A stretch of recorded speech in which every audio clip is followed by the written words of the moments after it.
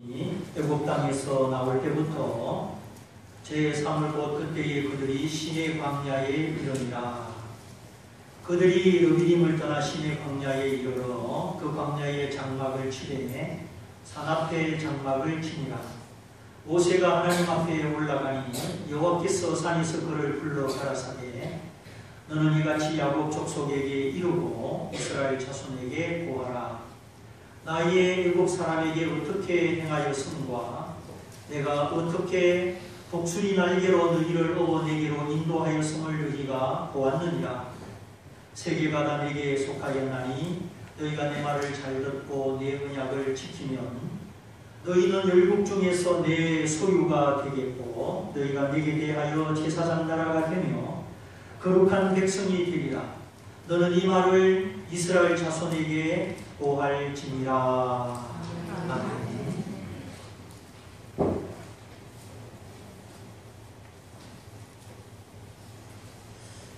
올 한해는 유난히도 다사다난했습니다. 평온 평강해야 되는데 2014년은 세월호 참사와 함께 국민적 실망, 국민적 슬픔이 깊었던 해였습니다. 이 세상에 평안이 없는 것을 알지만은 우리 마음을 깊이 울리는 그런 일들과 재난이 많았습니다. 사람들이 우선 눈에 보이는 물질적인 이익과 가치를 찾아가기 때문에 인명, 경시, 풍조, 또 무책임한 소행들을 보게 됩니다. 만일에 부모가 자식을 전쟁터에 보낸다면 무슨 소원이 있겠습니까?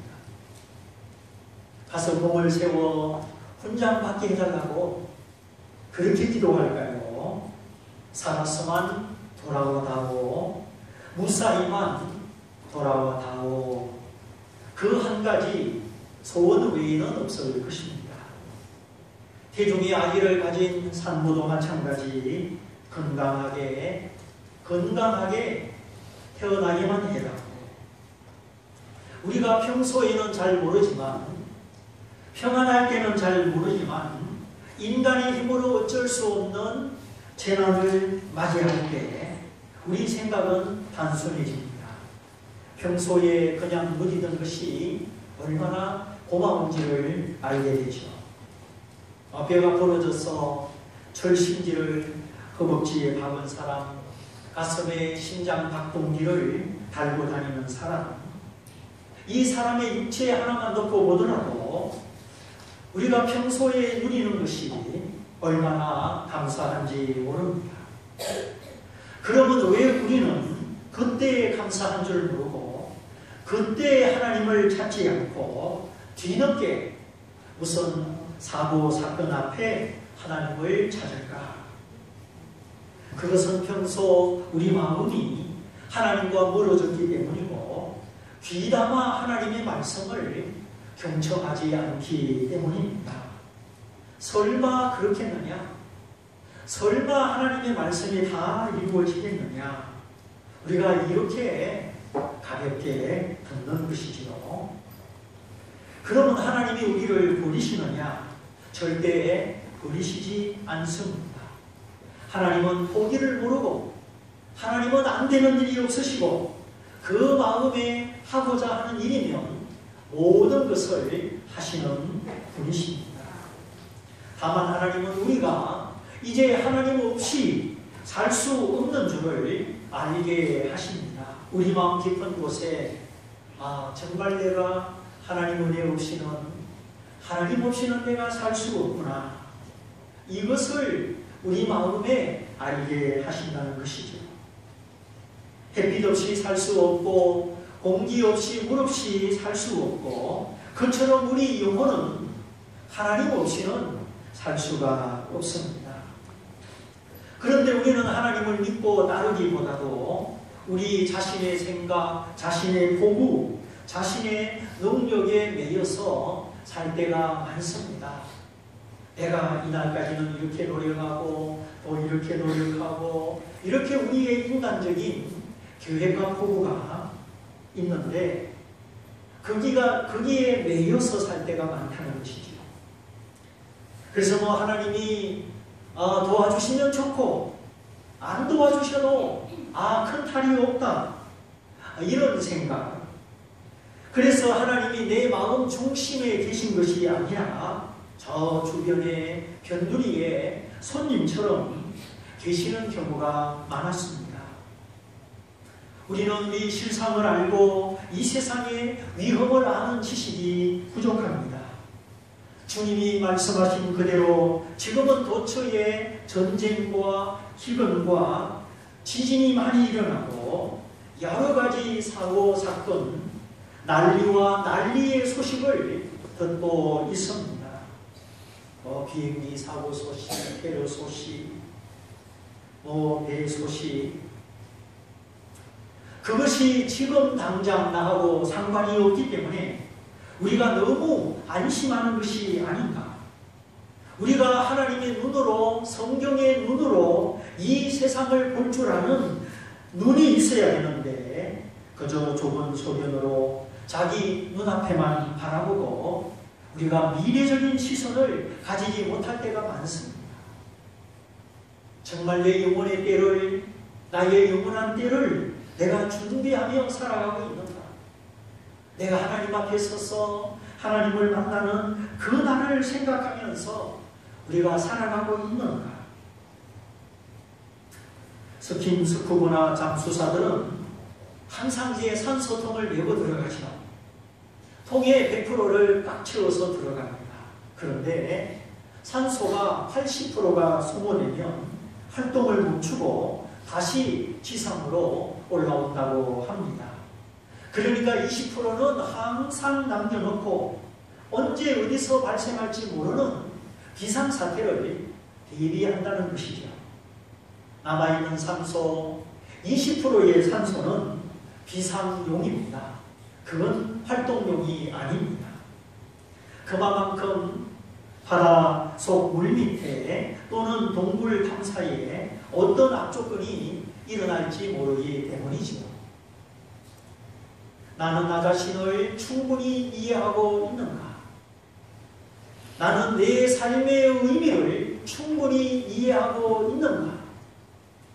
그리고 나는 죽음이 무엇이며 죽음 넘어 저 세상이 무엇인지 충분히 이해하고 있는가?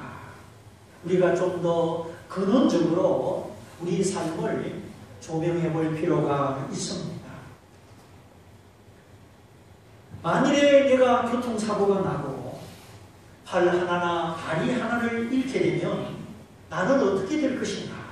다시 말하면 내게 주어진 그런 현실을 나는 어떤 모양으로 받아들일 수 있을 것인가 하는 것입니다. 정말 그런 끔찍한 사고를 내가 과연 믿음 안에서 수용할 수 있을까? 아니면 분노와 슬픔으로 하나님을 욕하고 하나님을 대적하고 정말 내가 좌절 속에 그렇게 살아갈 것인가? 제가 아는 한 분은 주일날 등산을 가다가 낙상을 하고 척추를 다쳤습니다. 그리고 강원 기도원에 와서 휠체어를 타고 부인과 함께 몇 달 동안 지내는 모습을 보았습니다. 시간이 되면 식당에 나타나시고 식사를 마치면 또 숙소에 들어가시고. 그런데 제가 속으로 생각했습니다. 이제 영영 두 다리를 디디고 일어설 수 없는 저런 상황에 앞으로 저분이 어떻게 살아가면 좋을까? 듣기로는 재산도 있고 사업도 하시는 분인데 이제는 그런 삶을 떠나서 용기를 잃지 않고 실망하지 않고 그래도 남에게 도움을 주면서 비전 가운데 보람 가운데 어떻게 살아갈 수 있을까? 이제 혼자 걱정하고 혼자 생각하는 겁니다. 혹시 저분이 컴퓨터를 잘 다루신다면 아침마다 희망 문자, 희망 소식을 전하는 고도원 씨 같이 그런 일을 했으면 좋겠다. 만일에 그런 의사가 있다면 내가 책을 좀 아니까 좋은 책을 골라다가 갖다 드릴 수 있을 텐데 파스칼에 방새도 있고 명언집도 있고 거기서 뽑아가지고 희망문자 그런 일을 하면서 좌절하지 않고 남은 인생의 보람을 느꼈으면 혼자서 이 마음의 오지랖이 넓어가지고 막 생각을 하는 겁니다. 비록 거리 아래 이제 이 몸은 이렇지만 아직 그 정신과 그 영혼이 살아있고 두뇌와 팔이 살아있기 때문에 제발 다시 일어났으면 좋겠다. 그런 마음을 가지고 기도하면서 그분을 바라보는 것입니다. 그래서 남은 인생을 포기하지 않고 일체음만을 의지하지 않고 뭔가 할 수 있는 일을 했으면 좋겠다. 그런 생각을 했던 것이지요. 우리 인생은 빛과 그림자가 교차하고 평안과 불안이 교차합니다. 좋은 날이 있는가 하면 안 좋은 날이 있고 안 좋은 날이 있는가 하면 또 좋은 날이 있습니다. 그래서 너희 중에 기뻐하는 자가 있느냐? 저는 찬송할 것이요. 그 기쁨에만 도취되지 말고 이 기쁜 일을 내게 주신 하나님을 기억하고 하나님을 찬송하라는 것입니다. 세상 사람은 좋은 일, 기쁜 일이 있으면 술 파티하고 기분을 내지요. 그러나 우리는 하나님을 기억하고 하나님을 찬송해라. 그러므로 여러분 좋은 일, 기쁜 일이 있을 때 기쁨에만 도취되지 말고 내게 이 기쁨을 주신 하나님을 찬송하시기를 바랍니다. 이렇게 하나님을 인정하고 우리가 하나님을 찬송할 때 우리에게 또 기쁜 일들을 허락하여 주시는 것입니다. 그리고 고난당하는 자가 있느냐? 저는 기도할 것이요. 정말 찬송을 잃어버리고 노래를 잃어버리고 고난 중에 고난당하는 자가 있느냐? 저는 기도할 것이요. 내 뜻대로 안 되고 두려움이 찾아올 때 인생의 역경과 시련과 한계 가운데 있을 때 저는 기도할 것이라. 하나님을 찾으며 하나님 앞에 나아가서 기도하는 것입니다. 전도서 7장 14절에도 이런 말씀이 있습니다. 형통한 날에는 기뻐하고 곤고한 날에는 생각하라. 모든 것이 잘 풀리고 일이 뜻대로 잘 되고 형통한 날에는 기뻐하고 참 곤란과 슬픔이 찾아오는 그 곤고한 날에는 뭐하라고요? 생각하라. 하나님이 이 두 가지를 섞어서 때로는 우리에게 형통한 날도 주시고 때로는 곤고한 날도 주시고 그러면 하나님은 왜 그렇게 하시느냐? 그 이유를 우리가 잘 알아야 됩니다. 이는 사람이 장래 일을 스스로 판단하고 스스로 주관하지 못하게 하려 함이라 하였습니다. 다시 말하면 내일 일을 알지 못하는 우리가 아니 5분 후의 일도 알지 못하는 우리가 우리 인생의 주인이 된 것처럼 스스로 생각이 너무 많다는 것입니다. 생각하고 계획하고 미래를 준비하고 그게 잘못됐다는 것이 아니라 내 생각, 내 계획 속에 기도가 없고 하나님이 없다는 것입니다.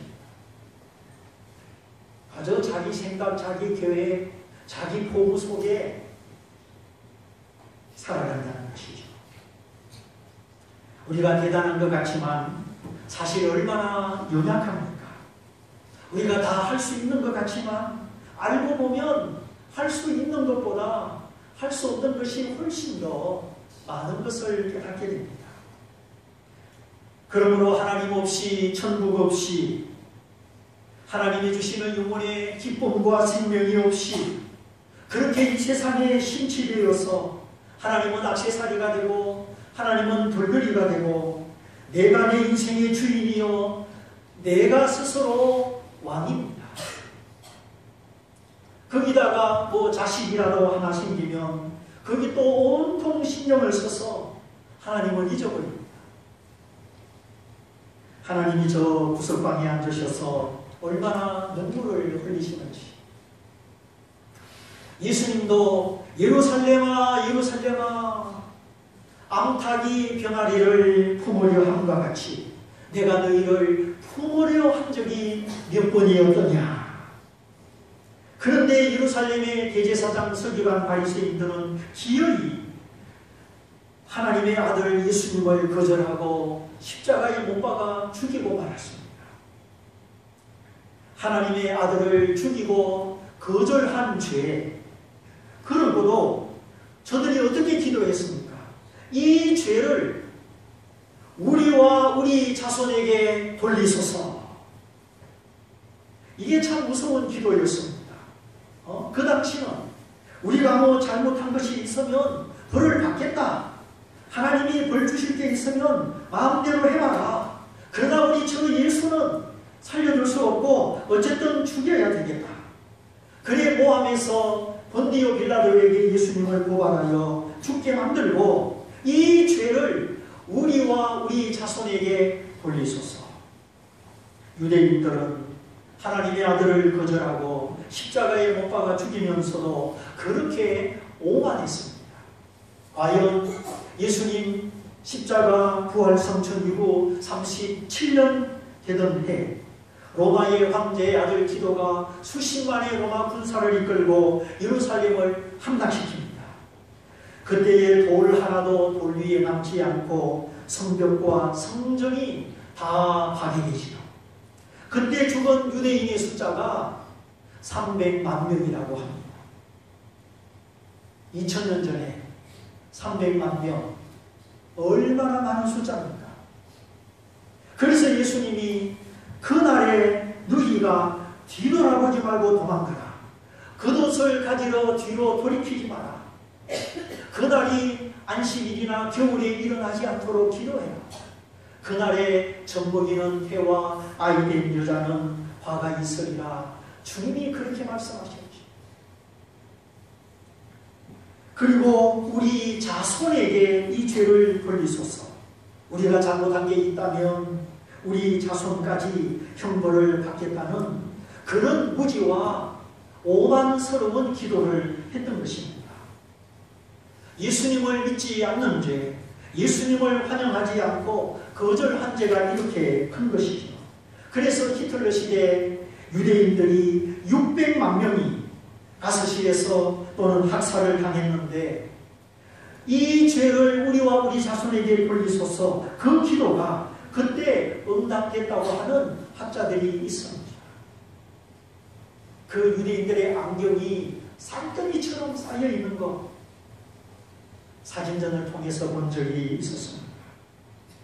한마디로 말하면 하나님의 사랑을 믿지 않고 거부한 죄입니다.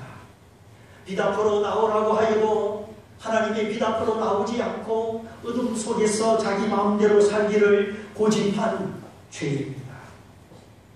그래서 하나님을 믿지 않는다. 이 말은 하나님을 순종하지 않는다는 것이고 하나님의 간섭받기도 싫고 하나님을 섬기기도 싫고 내가 내 인생의 주인이 되고 왕이 되어서 스스로 살아가겠다는 뜻입니다. 그게 바로 불신앙의 죄지요. 피조물이 한치 앞을 모르는 인생들이 이렇게 어리석고 오만합니다. 이것이 타락의 본성이고 아담에게 물려받은 속성인데 이런 속성이 내 속에 있다는 거 이걸 깨달아야 되는 것이죠. 청산가리, 질산, 황산 그런 거 독극물이잖아요. 그런 것이 쏟아지고 터지면 피부가 타고 실험실이 불이 타고 화재가 일어납니다. 그런데 어린애들은 그게 뭔지 뭐 청산가리, 질산, 황산이 뭔지 얼마나 무서운지를 모릅니다. 우리가 이렇게 영적으로 무지하고 하나님의 진리를 모르면 안 되는 것이죠. 하나님을 거부하고 우리 스스로 왕이 되어 살아가면 그 결말은 사망이요, 불임이요, 패배인 줄 알기 때문에 그가 얼마나 성공하고 얼마나 높은 자리에 올라가고 얼마나 돈을 많이 벌었는지 그것과 상관없이 하나님 없이 우리가 스스로 왕이 되어 살아가면 그 결말은 하나님 말씀대로 되는 것이죠. 그래서 하나님이 우리를 사랑하사 그런 불행한 결말을 맞이하지 않도록 미리미리 우리를 깨우쳐 주시는 것입니다. 미운 자식 떡 하나 주고 이쁜 자식 매를 준다. 여러분, 이 말의 깊이를 생각해 보신 적이 있습니까? 아무리 자식이라도 부모 말을 안 들어 깨닫지를 못해요. 그래도 버리지는 못하는 자식이니까 떡을 줍니다. 그러나 결성부른 나무는 떡잎을 보면 안다고 장대성이 보이고 총명하고 뭔가 사람 되겠다 그러면 그런 자식에게는 매를 준다는 거예요. 더 깨달아서 더 현명해서 훌륭한 사람 되라고. 그럼 미워서 매를 때리는 겁니까? 절대 아니죠. 여러분, 어떤 경우에라도 하나님의 사랑을 믿으시기를 바랍니다. 하나님의 사랑 위에 서면 두려운 것이 없고 내게 닥치는 환난과 시험과 고난이 다 약으로 복으로 돌아오는 것을 보게 됩니다. 그래서 하나님은 형통한 날과 곤고한 날을 선 것으로, 그래서 우리로 하여금 하나님을 떠나지 말라고, 스스로 주인되어 살지 말라고 크신 사랑과 능력으로 우리를 양육하시는 것입니다. 잠수사나 다이버들이 그 산소의 20%를 절대적으로 남깁니다. 그거 무시하고 그냥 바다 속 경치에 그 동굴의 희한함에 도취가 되어서 마음을 뺏기고 시간을 뺏기면 어떻게 됩니까? 아차하고 시계를 보는 순간, 산소 계량기를 보는 순간 큰일 났구나. 너무 동굴 깊이까지 들어왔구나. 급히 서둘러 되돌아 빠져나오면 다행이지만 잘못하면 산소가 떨어져 죽는 거 아닙니까? 에우와 씨가 162명 바닷속에 잠겼는지 어떻게 됐는지 모릅니다. 우리 지난주에도 인생은 고해라, 고생의 바다라. 아무도 고난을 피해갈 수는 없습니다. 그러나 단 한 군데 독수리 날개와 같으신 하나님의 품 안에 우리가 보호를 받습니다. 올 한해 유난히 이런저런 일들이 많았습니다. 앞으로 가면 갈수록 더해서는 더했지 덜 하지는 않을 것입니다. 세상의 구조가, 부패의 결과가, 책임지는 사람이 없는 결과가 그렇게 되게 되어 있습니다. 그러므로 우리가 하나님 말씀에 귀를 기울이고 하나님과 함께 독수리 날개 그 품 안에 살아야 하겠습니다. 물론 이 독수리 날개는 하나님의 보호하심과 하나님의 인도하심의 상징이지요. 그 메마르고 거치는 광야, 독수리는 어떻습니까?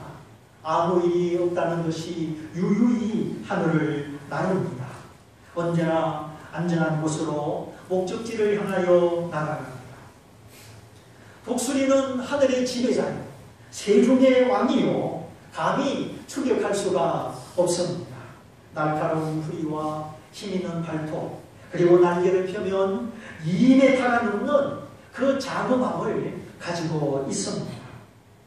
그래서 오늘 하나님이 내가 내 백성들이 광야 같은 이 세상을 통과할 때 독수리 날개가 되어 저들을 품에 안고 등에 업어서 인도하였다 하였습니다. 크고 두려운 광야를 지나갈 동안 하나님의 백성들이 40년 동안 훈련받았던 그 광야는 크고 두려운 광야다, 이렇게 표현하고 있습니다. 왜냐하면 시내산 주변 거기는 오늘날로 말하자면 사우디아라비아 서북부 지역인데 거기는 그야말로 사람이 살 수 없는 황무지요, 크고 두려운 광야입니다. 사우디아라비아 땅이 얼마나 넓습니까? 이란, 이라크보다도 훨씬 더 넓은 영토를 가진 나라가 사우디아라비아죠. 옛날에 이스라엘 갈 때 비행기가 그 아라비아 반도를 지나가는데 그 광야에 아무것도 없어요. 뭐 3시간을 지나가는지 4시간을 지나가는지 막 계속 밑에 그냥 황무지만 보입니다. 그리고 막 엄청나게 큰 둥그런 그 원유 저장고가 정말 아라비아 거기는 석유가 많이 나는가 봐요. 엄청난 크기의 원유 저장고가 군데군데 쌓여있는 비상 비축지겠죠. 그것만 보였습니다. 그 크고 두려운 광야의 일부분, 홍해 바닷가 근처 시내산을 중심으로 펼쳐진 그 광야, 하나님의 백성들이 하나님의 손안에서 40년 동안 훈련받던 그 광야, 모세는 그 자리를 크고 두려운 광야라 하였습니다. 오늘 우리가 살아가는 이 세상, 이 현실도 여전히 크고 두려운 광야입니다. 나보다 더 힘센 자, 나보다 더 많은 재력, 더 유리한 고지에서 버티고 있을 때 이 세상은 계란으로 바위를 치듯이 그렇게 무력함을 느낍니다. 무엇보다 두렵습니다. 믿을 수 없기 때문에, 정직함이 없기 때문에, 정말 이 세상에서 믿는다, 안심이 된다 하는 것이 그렇게 어렵습니다. 어느 것이 믿어지고 어느 것이 안심이 됩니까? 이 세상은 아무리 돌아가도 안심되는 구석이 없고 믿어지는 구석이 없습니다. 그러니 하나님 없는 사람들은 더 불안해서 더 움켜쥐고 더 이기적으로 마음이 좁아지고 그렇게 되는 것이죠. 그리고 요즘 우리 주변에 온통 소형 아파트 세 채에 9천만 원, 여기 투자하면 앞으로 월세가 쏟아진다. 글쎄, 월세가 쏟아질지 대출 이자 감면하고 허리가 쏟아질지 그건 모르는 거예요. 거의 이 질서가 깨어지고 안전망이 존재하지 않는 것 같아요. 물론 국가와 정부와 경찰과 여러 기관들이 최선을 다하지만 이 사람의 마음의 완악함과 거짓됨을 막을 길이 없는 것 같아요. 사람들이 정직하지 못하고 신뢰할 수 없고 속이기 때문이죠.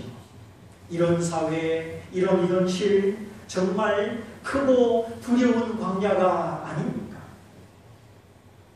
연체라도 되면 이자의 이자 눈덩이처럼 불어납니다. 악덕고리 대금업체는 얼마나 많은지 다 선한 것처럼 도와주는 것처럼 포장하지만 그 속에 들어가면 알짤 없습니다. 크고 두려운 광야, 하나님이 그곳에 함께 계셔서 독수리 날개로 업어서 인도하시면서 우리의 믿음을 시험하시고 우리의 믿음을 인도하십니다. 언제까지 네가 네 방법으로 살겠느냐? 언제까지 네 능력으로 살겠느냐? 언제 네가 주의를 제대로 지키고 너의 하나님 여호와를 숨기겠느냐? 네가 네 마음으로 하나님을 배반하지 않고 진심으로 섬기겠느냐? 하나님이 우리 믿음을 받으셔서 믿음으로 살아가는 우리에게 안식을 주시려고 크고 두려운 광야 같은 이 세상 가운데 평안을 누리며 살게 하시려고 하나님이 우리의 믿음을 요구하시는 것입니다. 우리가 믿음이 충만하고 하나님을 사랑하고 하나님을 순종하면 우리에게 유익이고 우리의 축복이죠. 그래서 우리가 하나님을 믿으면 계명대로 살고 순종합니다. 그런데 하나님을 전적으로 믿지 않으니까 우리의 꾀와 방법이 나오죠. 정말 우리가 하나님을 믿는다고 하면서 어떤 때는 믿음이 없는 것 같아요. 믿음이 있으면 저렇게 행동할 수 있을까? 그래서 우리가 하나님을 실망시켜드리고 우리 믿음이 패배하는 순간들이 있습니다. 그러나 하나님은 우리 믿음이 부족한 줄 아시고 우리의 적은 믿음이 머뭇거리는 믿음이 패배하는 줄 아시고 그래도 포기하지 않으시고 독수리 날개로 업어서 오늘 여기까지 인도하여 주셨습니다. 여러분 스스로 실망하고 스스로 포기하지 않기를 바랍니다. 그거는 하나님이 기뻐하는 자세가 아닙니다. 그는 마귀가 좋아서 박수치는 일입니다. 우리가 하나님을 믿는다. 그거는 속단하지 않는다는 것이고 함부로 포기하지 않는다는 것입니다. 성경에 하나님을 보십시오. 자기 백성이기 때문에 피로 값주고 사셨기 때문에 결코 포기하는 법이 없으십니다. 올 한해도 이런저런 일이 많아도 하나님이 독수리 날개로 업어 여기까지 인도하여 주지 않았습니다. 그래서 어떤 자식도 어떤 사람도 스스로 포기하지 마시고 하나님 앞에 더 가까이 나아가야 하겠습니다. 어떤 영화에 보니까 그 소방서 간호사가 이 심폐소생술을 하는데 아무리 애를 써도 심장이 뛰지를 않는 겁니다. 너무나 사랑하는 사람이 죽어가는데 얼굴이 사실이 됩니다. 그때 기운이 다 빠졌지만 마지막으로 한 번만 더 해봅시다. 그래서 막 전기를 깍 올리고 심장 박동기를 가슴에 팍 대는 순간 비비비비 하면서 심장이 살아나는 거예요. 그래서 그 모습을 보면서 한 번 더 해보는 것이 이렇게 귀중하구나. 거기서 실망하고 멈췄다면 그 뛸 수 있는 심장이 그냥 멈추는 거잖아요. 그것이 지난 한 해 힘들었던 것도 있었고 실망된 것도 있었고 내 뜻대로 안 되는 일도 있었고 정말 큰 산 앞에 무릎을 꿇은 적도 있었지만 살아계신 하나님을 신뢰하고 우리 세대에 한 번 더 힘쓰는 우리 모두가 되어야 하겠습니다. 하나님이 우리를 포기하지 않으시는 이유는 우리가 하나님의 분기시고 하나님의 몫이기 때문입니다. 이거 대단한 말씀입니다. 하나님은 천지의 하나님이고 만물의 창조자고 아무것도 부족함이 없으신데 하나님이 우리를 당신의 형상대로 창조하시고 예수 그리스도 안에 택하셔서 하나님이 우리를 향하여 너는 나의 몫이다. 너는 나의 분깃이다. 이 얼마나 놀라운 말씀인지 모릅니다. 여러분 자기의 몫을 포기하는 사람이 있습니까? 한 달 수고하고 월급을 받는 것은 내 몫이고 나의 기업이고 나의 분깃이잖아요. 투자를 했으면 배당금을 받아야 되고 한 달 수고했으면 한 달의 월급 내 몫을 받아야 되죠. 월급을 다 포기하고 안 받으시는가 보네. 그거는 내 몫이니까 포기할 수 없잖아요. 그런데 하나님이 오늘 우리를 향하여 말씀하십니다. 너는 내 것이고 너는 나의 몫이다. 하나님이 저와 여러분 한 사람 한 사람을 향하여 너는 내 것이다. 너는 내 몫이다. 내 피로 값주고 산 내 자녀요. 포기할 수 없는 나의 기업이다. 이렇게 말씀하고 계십니다. 어느 사장님이 땀 흘려 가꾼 회사를 하루아침에 포기하겠습니까? 안 되면 공장을 하나 팔아서라도 이쪽 공장을 또 살리죠. 또 어느 부모가 자식을 포기하겠습니까? 그런데 하늘의 하나님, 창조주 하나님, 모든 것이 완전하신 하나님이 스스로 언약을 세워서 우리를 택하시고 우리를 당신의 몫으로 삼으셨습니다. 이제 하나님의 기쁨이 여러분에게 있고 하나님의 소망이 저와 여러분에게 있습니다. 이것이 참으로 놀라운 은혜입니다. 하나님과 나의 운명이 하나로 묶어진 겁니다. 때로 거역하고 믿지 않고 불순종하는 우리를 아이고 귀찮다 보기 싫다 버리는 것이 아니라 스스로의 약속, 스스로의 언약을 저버리지 아니하시고 끝까지 붙들어 주시는 하나님의 사랑. 그래서 내가 실패하면 하나님 당신의 실패요. 내가 성공하면 하나님 당신의 성공이기 때문에 이렇게 무한하고 완전하신 하나님이 허물 많고 부족한 우리와 동일시 되셔서 공동 운명으로, 끊을 수 없는 운명으로 우리의 인생을 이끌어가고 계시는 것입니다. 그러므로 이제 하나님을 의심치 말고 마음을 활짝 열어서 하나님 말씀을 잘 듣고 순종할 수 있기를 바랍니다. 믿음으로 한 걸음을 내어 디뎌보십시오. 그 첫 걸음, 거기서 포기하지 말고, 거기서 멈추지 말고 믿음으로 한 걸음을 내디디면 하나님이 그 다음 걸음을 인도하여 주십니다. 이거 첫 걸음이 항상 문제죠. 거기서 사단이 첫 걸음을 뛰지 못하게 두려움으로 자꾸만 우리의 마음을 약하게 만듭니다. 그러나 하나님의 역사는 믿을 때 나타나고 순종할 때 나타납니다. 때로는 내 인생의 걸음이 황무지 같고 울부짖는 짐승들이 가득한 광야와도 같습니다. 우리가 위험에 처하고 낙심에 처하는 그 순간 거기서 하나님이 우리를 만나 주십니다. 아무도 도울 자가 없는 것 같은 그 자리, 거기서 하나님의 이름을 불러 하나님을 찾으시기 바랍니다. 이제 한 걸음씩 순종할 때마다 하나님이 나의 보호자, 나의 감독자 되심을 알게 될 것입니다. 뿐만 아니라 하나님은 우리의 믿음을 강하게 해주십니다. 어미 독수리가 새끼 독수리를 훈련할 때 그 둥지 보금자리를 어지럽게 한다 하였습니다. 푹신푹신한 깃털을 다 뽑아서 날려버리고 삐죽삐죽한 나뭇가지만 남아있는 겁니다. 왜냐하면 잘 들어보세요. 이 새끼 독수리가 엄마와 함께 하늘을 날고 날개를 강하게 하고 자기도 엄마처럼 하늘의 왕으로 살아야 되는데 그 포근한 둥지가 좋아서 그 보금자리를 떠나지 않으려고 하는 것입니다. 새끼 때부터 보호받고 사랑받고 엄마가 물어주는 그 음식 바다만 먹고 그거는 너도 빨리 자라서 너도 날개를 펴라, 너도 공중의 왕이 되라 하는 소리인데 포근하고 안락한 것이 습관이 돼서 그 둥지 밖을 나가려고 하지를 않는 것입니다. 그러니 엄마 독수리가 부드러운 깃털을 날려버리고 그 보금자리를 어지럽게 하는 겁니다. 그래도 새끼 독수리는 그 자리를 떠나려고 하지 않습니다.